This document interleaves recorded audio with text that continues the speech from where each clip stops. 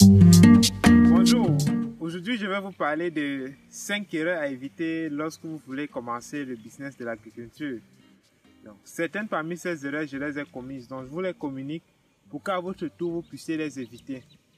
La première erreur, quand vous vous lancez dans l'agriculture, c'est d'éviter de commencer grand.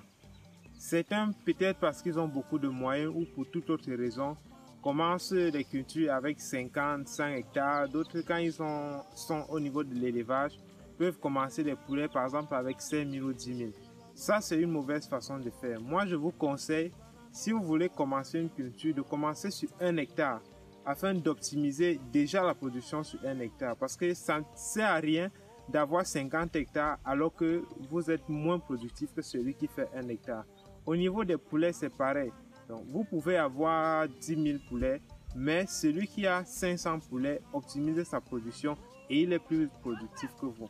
Donc, la deuxième erreur que les gens commettent quand ils se lancent dans le business de l'agriculture, c'est de compter sur le gouvernement. Moi, je pense que l'agriculture que nous faisons, c'est d'abord un business à but lucratif. Donc, si le business réussit, nous sommes les premiers gagnants. Donc, nous n'avons pas forcément besoin de compter sur le gouvernement. Une autre chose aussi, c'est la lenteur au niveau des procédures.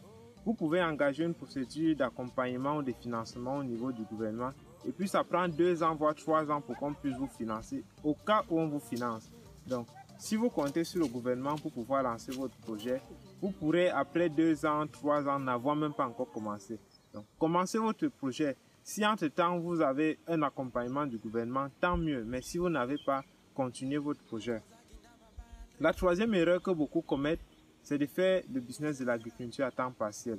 Certains se disent qu'il suffit de rester gaillardement dans leur bureau climatisé en ville et puis d'envoyer de l'argent pour qu'on puisse les faire de l'agriculture. Pour faire l'agriculture, il faut être présent au quotidien. La quatrième erreur que beaucoup de gens commettent, c'est qu'au départ, ils font plusieurs cultures au même moment. Donc, certains que j'ai rencontrés se vantant de faire en même temps les plantains, le poivron, le gombo, le piment, le maïs. Mais moi je dis, pour être efficace, il faut se spécialiser, surtout au départ, dans un seul domaine. Parce que quand vous commencez votre business, déjà les moyens sont limités, les ressources même sont très limitées. Donc, si vous voulez disperser ces ressources-là sur des cultures que vous ne maîtrisez pas, le business devient encore plus risqué. Donc, allouez ces ressources-là de manière efficace sur une culture et rassurez-vous que vous maîtrisez cette culture-là avant de pouvoir passer à une autre culture. Enfin maintenant, l'erreur que d'autres gens commettent aussi lorsqu'ils veulent se lancer dans l'agriculture, c'est de confier leur projet à un ami ou à un membre de la famille.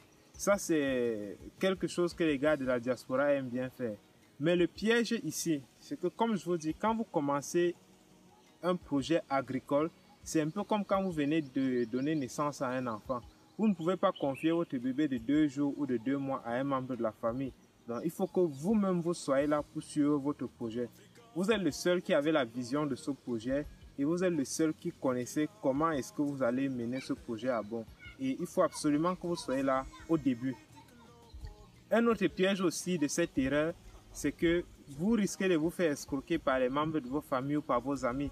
Beaucoup de nous connaissent des gens qui ont eu à donner de l'argent en finançant des projets qui reviennent 1 an, voire 2 ans après et qui se rendent compte que le projet n'a même pas encore bougé d'un mot.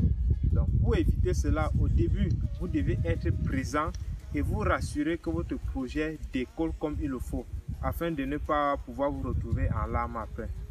Donc, merci d'avoir écouté cette vidéo. J'espère que vous avez apprécié. Si vous avez aimé, n'oubliez pas de cliquer en bas, commenter aussi et partager pour vos amis qui veulent s'investir dans l'agriculture. Rendez-vous au sommet.